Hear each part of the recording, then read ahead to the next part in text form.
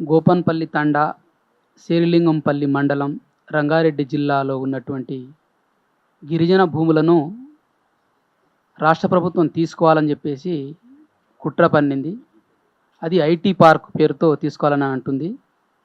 దాదాపుగా 439 ఎకరాల 15 గుంటలు, 72 మంది గిరిజన కుటుంబాలు, మొత్తంగా 300 కుటుంబాలు, 72 మంది మీద ఉన్నటువంటి భూమి.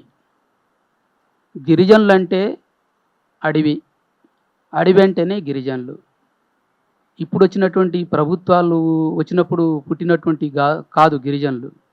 వాళ్ళ జీవన విధానమే అడవితో ముడిపడి ఉంది. అడవితో పాటు వ్యవసాయంతో ముడిపడి ఉంది. వ్యవసాయం ఉంది కాబట్టే పశు పోషణ, గొర్రెలు, మేకలు, కోళ్ళు, కుక్కలతో జీవిస్తున్నటువంటి వాళ్ళు.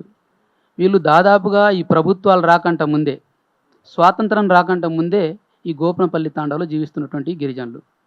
కాబట్టి తక్షణమే ఏదైతే ఐటీ పార్క్ కోసం భూమిని తీసుకోవాలని కుట్ర బన్నిందో వెంటనే వెనక్కి తీసుకోవాలని చెప్పేసి డిమాండ్ చేస్తున్నాం. అదేవిధంగా ప్రొవిషన్ లిస్ట్లో ఉందని చెప్పేసి అంటున్నారు, అది తప్పు. ప్రొవిషన్ లిస్ట్ ఇప్పుడు సార్ చెప్పాడు 3/3/2025లో ఎంఆర్ఓ లెటర్ రాసినటువంటి లిస్టు, ఇది కూడా తప్పు.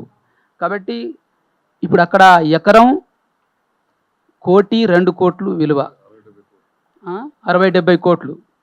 కాబట్టి భూమి లేకుండా మాకు ఏ ఉద్యోగాలు ఇచ్చినా బతకలేం. ఇప్పుడు అక్కడున్న 300 కుటుంబాల్లో నువ్వు ఏ ఉద్యోగం ఇచ్చినావు 100 మందికి ఇస్తావు, లేకుంటే 50 మందికి ఇస్తావు. కానీ ఆ 300 కుటుంబాలతో పాటు పశు పోషణ, గొర్రెలు, మేకలు, అవ్వ, నాయన, తాత వీళ్ళందరూ పని చేస్తున్నారు భూమి మీద. అటువంటి భూమిని కోల్పోతే వాళ్ళ శవాలను కూడా ఎక్కడ పెట్టాలో తెలియని పరిస్థితి.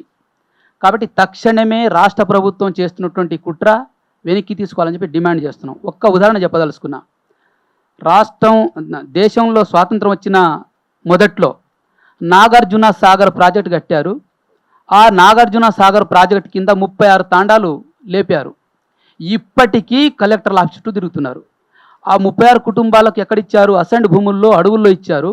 ఇప్పుడు ఈ అసైన్డ్ భూమి వెళ్ళిపోండి అని చెప్పేసి ప్రైవేట్ వాళ్ళు, పెట్టుబడిదారులు, కోటీశ్వరులు, శతకోటీశ్వరులు వచ్చి ఇప్పుడు లేపాలని కుట్ర చేస్తున్నారు. ఇదంతా నాగార్జున సాగర్ చుట్టుపక్కల ఉన్నటువంటి గ్రామాలు. ఈ రకంగా ఇప్పటికీ వాళ్ళు భూమి మీద లేని పరిస్థితి, ఇల్లు లేని పరిస్థితి, పెళ్లి కాని పరిస్థితి, సంబంధాలు రాని పరిస్థితి ఇట్లా ఉంటే గోపన్పల్లి నీ సెక్రటేరియట్ నుంచి కూతవేటి దూరంలో ఉన్నటువంటి గోపన్పల్లిలో ఉన్నటువంటి భూమిని కాజేయడం మంచిది కాదని చెప్పేసి మేము గిరిజన సంఘాలుగా డిమాండ్ చేస్తున్నాం. మీరు కావాలని భూములను లాక్కుంటే ఈ రాష్ట్రంలో రణరంగం అవుతుంది. గిరిజనులందరూ ఒకటవుతారు. గిరిజనులు అంటే ఒక లంబాడే కాదు, అడవిని నమ్ముకొని జీవిస్తున్నటువంటి గిరిజనులు 33 తెగలు ఉన్నాయి రాష్ట్రంలో. కోయ, గోండు, ఎరకల ఇట్లాంటివి 33 తెగలు ఒక్కటై ఖచ్చితంగా పోరాటం చేసి ఆ భూములను వెనక్కి తీసుకుంటామనేది మేము హెచ్చరిస్తూ ఉన్నాం.